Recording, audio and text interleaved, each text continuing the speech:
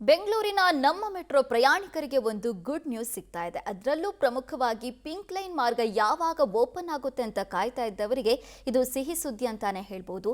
Pink ಮಾರ್ಗ ಓಪನ್ಗೆ ಸಿದ್ಧತೆಗಳು ನಡೀತಾ ಇದ್ದು, ಹಾಗಾದ್ರೆ ಯಾವಾಗಿಂದ ಪಿಂಕ್ ಮಾರ್ಗ ಓಪನ್ ಆಗುತ್ತೆ, ಸಿದ್ಧತೆ ಹೇಗಿದೆ, ಇಲ್ಲಿದೆ ನೋಡಿ ಒಂದು ರಿಪೋರ್ಟ್. ನಮ್ಮ ಮೆಟ್ರೋ ಪ್ರಯಾಣಿಕರಿಗೆ ಗುಡ್ ನ್ಯೂಸ್. ಬಹುನಿರೀಕ್ಷಿತ ಪಿಂಕ್ ಲೈನ್ ಮೆಟ್ರೋ ಮಾರ್ಗ ಓಪನ್ಗೆ ತಯಾರಿ. ಜೂನ್ನಲ್ಲಿ ಎಲಿವೇಟೆಡ್ ಕಾರಿಡಾರ್ ಓಪನ್ ಸಾಧ್ಯತೆ. ನಮ್ಮ ಮೆಟ್ರೋ ಪಿಂಕ್ ಲೈನ್ ನಾಗಾವರ ಕಾಳಿನ ಅಗ್ರಹಾರದ ಮೊದಲ ಹಂತದ 7.5 ಕಿಲೋಮೀಟರ್ ಎಲಿವೇಟೆಡ್ ಕಾರಿಡಾರ್ ಜೂನ್ ಮೊದಲ ವಾರದಲ್ಲಿ ಸಾರ್ವಜನಿಕರ ಸೇವೆಗೆ ಮುಕ್ತವಾಗುವ ನಿರೀಕ್ಷೆ ಇದೆ. ಬಿಎಂಆರ್ಸಿಎಲ್ ಇದಕ್ಕಾಗಿ ಭರದ ಸಿದ್ಧತೆ ನಡೆಸಿದೆ. ಆರ್ಡಿಎಸ್ಒ ಟ್ರಯಲ್ ರನ್ ಯಶಸ್ವಿಯಾಗಿ ಮುಕ್ತಾಯವಾಗಿದ್ದು, ಸಿಗ್ನಲಿಂಗ್, ಬ್ರೇಕಿಂಗ್ ಮತ್ತು ಟ್ರ್ಯಾಕ್ ಸುರಕ್ಷತೆಯ ಸಂಪೂರ್ಣ ಪರಿಶೀಲನೆ ನಡೆದಿದೆ.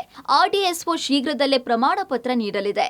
ಆರ್ಡಿಎಸ್ಒ ಪ್ರಮಾಣ ಪತ್ರ ನೀಡಿದ ಬಳಿಕ ಪರಿಶೀಲನೆಗಾಗಿ ಮೆಟ್ರೋ ರೈಲು ಸೇಫ್ಟಿ ಡಿಪಾರ್ಟ್ಮೆಂಟ್ ಕಮಿಷನರ್ಗೆ ಬಿಎಂಆರ್ಸಿಎಲ್ ಪತ್ರ ಬರೆಯಲಿದೆ. ಇನ್ನು ಈ ಪಿಂಕ್ ಲೈನ್ ಮಾರ್ಗದ ವಿಶೇಷತೆ ಏನು ಅಂತ ನೋಡೋದಾದ್ರೆ, ಜೂನ್ನಲ್ಲಿ ಪಿಂಕ್ ಲೈನ್ ಮೆಟ್ರೋ ಓಪನ್. ನಮ್ಮ ಮೆಟ್ರೋ ಪಿಂಕ್ ಲೈನ್ ಆರಂಭಕ್ಕೆ ಸಕಲ ಸಿದ್ಧತೆ ನಡೀತಾ ಇದೆ. ಒಟ್ಟು 21.25 ಕಿಲೋಮೀಟರ್ ಉದ್ದದ ಪಿಂಕ್ ಲೈನ್ ಮಾರ್ಗ ಇದಾಗಿದೆ. ಜೂನ್ ಮೊದಲ ವಾರ ಅಥವಾ ಎರಡನೇ ವಾರದಲ್ಲಿ ಓಪನ್ ಆಗುವ ಸಾಧ್ಯತೆ ಇದೆ. ಮೊದಲ ಹಂತದಲ್ಲಿ 7.5 ಕಿಲೋಮೀಟರ್ ಉದ್ದದ ಎಲಿವೇಟೆಡ್ ಕಾರಿಡಾರ್ ಮಾರ್ಗ. ಕಾಳೇನ ಅಗ್ರಹಾರ ಟು ತಾವರೆಕೆರೆವರೆಗೂ ಕೂಡ ಸಂಚಾರಕ್ಕೆ ಅವಕಾಶ. 6 ಸ್ಟೇಷನ್ಗಳನ್ನ ಒಳಗೊಂಡ ಎಲಿವೇಟೆಡ್ ಕಾರಿಡಾರ್ ಮಾರ್ಗ ಇದಾಗಿದೆ. ಕಾಳೇನ ಅಗ್ರಹಾರ, ಹುಳಿಮಾವು, ಐಐಎಂಬಿ, ಜೆಪಿ ನಗರ 4ನೇ ಹಂತ, ಜಯದೇವ ಆಸ್ಪತ್ರೆ, ತಾವರೆಕೆರೆ ನಿಲ್ದಾಣ, 13.76 ಕಿಲೋಮೀಟರ್ ಭೂಗತ ಮಾರ್ಗ. ಡೈರಿ ಸರ್ಕಲ್ನಿಂದ ನಾಗಾವರವರೆಗೂ ಭೂಗತ ಮಾರ್ಗ. ಪಿಂಕ್ ಲೈನ್ ಆರಂಭವಾದ್ರೆ ಟ್ರಾಫಿಕ್ಗೆ ಮುಕ್ತಿ ಸಿಗುವ ಸಾಧ್ಯತೆ ಇದೆ. ಬೆಂಗಳೂರಿನ ಮೆಟ್ರೋ ಪ್ರಯಾಣಿಕರಿಗೆ ಗುಡ್ ನ್ಯೂಸ್. ಅದರಲ್ಲೂ ಕೂಡ ಪಿಂಕ್ ಲೈನ್ ಮಾರ್ಗಕ್ಕಾಗಿ ಕಾಯ್ತಾ ಇದ್ದಂಥ ಪ್ರಯಾಣಿಕರಿಗೆ ಸಿಹಿ ಸುದ್ದಿ ಅಂತಲೇ ಹೇಳ್ಬೋದಾಗಿದೆ. ಜೂನ್ನ ಮೊದಲ ವಾರ ಅಥವಾ ಎರಡನೇ ವಾರದಲ್ಲಿ ಪಿಂಕ್ ಲೈನ್ನ ಎಲಿವೇಟೆಡ್ ಮಾರ್ಗ ಓಪನ್ಗೆ ಬಿಎಂಆರ್ಸಿಎಲ್ ಸಿದ್ಧತೆಯನ್ನು ಮಾಡಿದೆ. ಕಾಳೇನ ಅಗ್ರಹಾರದಿಂದ ತಾವರೆಕೆರೆವರೆಗೂ 7.6 ಕಿಲೋಮೀಟರ್ ಉದ್ದದ ಎಲಿವೇಟೆಡ್ ಕಾರಿಡಾರ್ ಮಾರ್ಗಕ್ಕೆ ಈಗಾಗಲೇ ಸಿಕ್ಕಿರುವಂಥದ್ದು.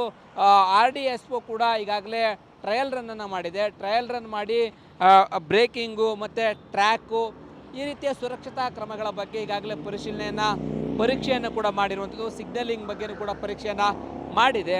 ಆರ್ಡಿಎಸ್ಒ ಪ್ರಮಾಣ ಪತ್ರ ಕೊಟ್ಟ ಬಳಿಕ ಈಗ ಮೆಟ್ರೋ ರೈಲ್ವೆ ಸೇಫ್ಟಿ ಡಿಪಾರ್ಟ್ಮೆಂಟ್ ಕಮಿಷನರ್ಗೆ ಈ ಬಿಎಂಆರ್ಸಿಎಲ್ ಪತ್ರವನ್ನು ಬರೆಯುತ್ತೆ. ಅವರು ಕೂಡ ಬಂದು ಪರೀಕ್ಷೆಯನ್ನು ಮಾಡ್ತಾರೆ. ಪರೀಕ್ಷೆಯನ್ನು ಮಾಡಿದ ಬಳಿಕ ಯಾವಾಗ ಗ್ರೀನ್ ಸಿಗ್ನಲ್ ಸಿಗುತ್ತೋ ಆಗ ಪಿಂಕ್ ಲೈನ್ ಓಪನ್ಗೆ ರೆಡಿ ಆಗುತ್ತೆ. ಕಾಳೇನ ಅಂದರೆ ನಾಗಾವರದಿಂದ ಕಾಳೇನ ಅಗ್ರಹಾರದವರೆಗೂ ಈ ಒಂದು 22 ಕಿಲೋಮೀಟರ್ ಉದ್ದದ ಪಿಂಕ್ ಲೈನಲ್ಲಿ ಎಲಿವೇಟೆಡ್ ಕಾರಿಡಾರ್ ಮಾರ್ಗ ಮೊದಲ ಹಂತವಾಗಿ ಓಪನ್ ಆಗ್ತಿದೆ. ಈ ಮಾರ್ಗ ಓಪನ್ ಆದರೆ ಇದರ ತುಂಬ ಅನುಕೂಲಕರ ಆಗಿರುವಂಥದ್ದು ತಾವರೆಕೆರೆ, ಜಯದೇವ ಆಸ್ಪತ್ರೆ, ಜೆಪಿ ನಗರ 4ನೇ ಹಂತ, ಈ ರೀತಿ ಒಟ್ಟು ಈ ಮೊದಲ ಹಂತದಲ್ಲಿ ಎಲಿವೇಟೆಡ್ ಕಾರಿಡಾರ್ ಮಾರ್ಗದಲ್ಲಿ 6 ಮೆಟ್ರೋ ನಿಲ್ದಾಣಗಳು ಬರ್ತವೆ. 6 ಮೆಟ್ರೋ ನಿಲ್ದಾಣಗಳು ಬರೋದ್ರಿಂದ ಸ್ವಲ್ಪ ಮಟ್ಟಿಗೆ ಟ್ರಾಫಿಕ್ ಸಮಸ್ಯೆ ಕ್ಲಿಯರ್ ಆಗುತ್ತೆ. ಅಂದರೆ ಬೆಂಗಳೂರಿನ ದಕ್ಷಿಣ ಭಾಗದಲ್ಲಿ ಟ್ರಾಫಿಕ್ ಸಮಸ್ಯೆ ಕ್ಲಿಯರ್ ಆಗುತ್ತೆ ಅಂತ ಹೇಳಿದ್ರೆ ತಪ್ಪಾಗಲಿಕ್ಕಿಲ್ಲ. ಹಾಗಾಗಿ ಬಿಎಂಆರ್ಸಿಎಲ್ಗಾಗಿ ಎಲ್ಲ ರೀತಿಯ ಸಿದ್ಧತೆಯನ್ನು ಮಾಡಿಕೊಂಡಿದ್ದು, ಮೆಟ್ರೋ ಸೇಫ್ಟಿ ಡಿಪಾರ್ಟ್ಮೆಂಟ್ನ ಕಮಿಷನರ್ಗೆ ಪತ್ರ ಬರೆದು ಅವರು ಬಂದು ಪರೀಕ್ಷೆಯನ್ನು ಮಾಡಿ ಯಾವಾಗ ಗ್ರೀನ್ ಸಿಗ್ನಲ್ ಸಿಗುತ್ತೆ ಅನ್ನೋದು ಕಾದು ನೋಡಬೇಕಾಗಿದೆ. ಆದರೆ ಮೂಲಗಳ ಮಾಹಿತಿಯ ಪ್ರಕಾರವಾಗಿ ಜೂನ್ ಮೊದಲ ವಾರ ಅಥವಾ ಎರಡನೇ ವಾರದಲ್ಲಿ ಬಹುತೇಕವಾಗಿ ಪಿಂಕ್ ಲೈನ್ನ ಎಲಿವೇಟೆಡ್ ಕಾರಿಡಾರ್ ಓಪನ್ ಆಗುತ್ತೆ ಎನ್ನುವಂಥ ಸಾಧ್ಯತೆಗಳು ಹೆಚ್ಚಾಗಿವೆ. ಇನ್ನು ಆರ್ಡಿಎಸ್ಒ ಪ್ರಮಾಣ ಪತ್ರ ಬಂದ ತಕ್ಷಣ ಬಿಎಂಆರ್ಸಿಎಲ್ ಮೆಟ್ರೋ ರೈಲ್ವೆ ಸುರಕ್ಷತಾ ಆಯುಕ್ತರಿಗೆ ಪತ್ರ ಬರೆಯಲಿದೆ. ಆರ್ಡಿಎಸ್ಒ ತಂಡ ಅಂತಿಮ ಸುರಕ್ಷತಾ ಪರಿಶೀಲನೆ ನಡೆಸಿ ಹಸಿರು ನಿಶಾನೆ ತೋರಿದ್ರೆ ತಕ್ಷಣ ವಾಣಿಜ್ಯ ಸಂಚಾರ ಆರಂಭವಾಗಲಿದೆ. ಜಯದೇವ ಆಸ್ಪತ್ರೆ ನಿಲ್ದಾಣದಲ್ಲಿ ಯೆಲ್ಲೋ ಲೈನ್ ಜೊತೆ ಇಂಟರ್ಚೇಂಜ್ ಸೌಲಭ್ಯ ಸಿಗಲಿದೆ. ಎಲ್ಲಾ ಸುರಕ್ಷತಾ ಪರೀಕ್ಷೆ ಮುಗಿಸಿ ಜೂನ್ ಮೊದಲ ವಾರ ಅಥವಾ ಎರಡನೇ ವಾರದಲ್ಲಿ ಆರಂಭ ಮಾಡಬೇಕು ಅನ್ನುವ ಚಿಂತನೆಯಲ್ಲಿ ಬಿಎಂಆರ್ಸಿಎಲ್ ಇದೆ. ಒಟ್ಟಾರೆ ಪಿಂಕ್ ಲೈನ್ ಎಲಿವೇಟೆಡ್ ಮಾರ್ಗ ಆರಂಭವಾದರೆ ಬನ್ನೇರುಘಟ್ಟ ರಸ್ತೆಯ ಟ್ರಾಫಿಕ್ ಸಮಸ್ಯೆಗೆ ದೊಡ್ಡ ಮಟ್ಟದ ಮುಕ್ತಿ ಸಿಗಲಿದೆ. ಬೆಂಗಳೂರು ದಕ್ಷಿಣ ಭಾಗದ ಸಾವಿರಾರು ಜನರಿಗೆ ನೇರ ಮೆಟ್ರೋ ಸಂಪರ್ಕ ದೊರೆಯಲಿದೆ. ಉಳಿದ 13.76 ಕಿಲೋಮೀಟರ್ ಭೂಗತ ಮಾರ್ಗ ಡೈರಿ ಸರ್ಕಲ್ನಿಂದ ನಾಗಾವರವರೆಗೆ ಡಿಸೆಂಬರ್ 2020ಕ್ಕೆ ಪೂರ್ಣಗೊಳ್ಳುವ ಸಾಧ್ಯತೆ ಇದೆ.